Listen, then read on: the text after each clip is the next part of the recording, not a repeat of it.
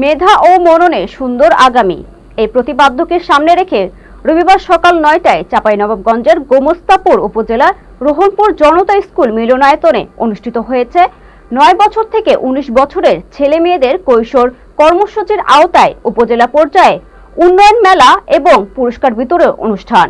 চাঁপাইনবাবগঞ্জ প্রতিনিধি শাহিনের পাঠানো তথ্যচিত্রে থাকছে বিস্তারিত।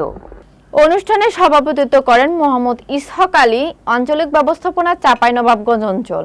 এতে প্রধান অতিথি হিসেবে মোহাম্মদ আমজাদ হোসেন, সহকারী পরিচালক ১ ও জেনারেল ব্যবস্থাপক, রাজশাহী জোন। এ সময় বিশেষ অতিথি হিসেবে আরও উপস্থিত ছিলেন মহিলা বিষয়ক কর্মকর্তা পঙ্কজ কুমার দাস, রহনপুর জনতা উচ্চ বিদ্যালয়ের ভারপ্রাপ্ত প্রধান শিক্ষক ফজলুল করিম, রহনপুর মহিলা কলেজের প্রভাষক শহীদুল ইসলাম মুকুল। উক্ত অনুষ্ঠানে পরিচালনায় ছিলেন ইসমাইল বিশ্বাস, প্রোগ্রাম অফিসার ইনচার্জ রহনপুর শাখা, ও Abdul Aziz, programme officer in charge Nachol শাখা।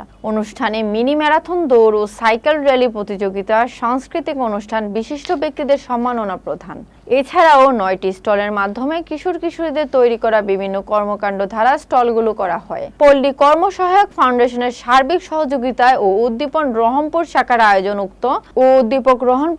আয়োজনে উক্ত অনুষ্ঠানে অংশগ্রহণ করেন রহনপুর কিশোরী ক্লাব, কলকাকিয়া কিশোরী ক্লাব, রতনপুর কিশোরী ক্লাব, ধুলাইউরি কিশোরী ক্লাব, ষাটব্রুজ কিশোরী ক্লাব, চিনিয়াতলা কিশোরী ক্লাব, বাঙ্গাবাড়ি কিশোরী ক্লাব এবং জনতা উচ্চ বিদ্যালয়ের একটি স্টল বসে এবং উক্ত অনুষ্ঠানে বিজয়ীদের মাঝে পুরস্কার বিতরণ করা হয়।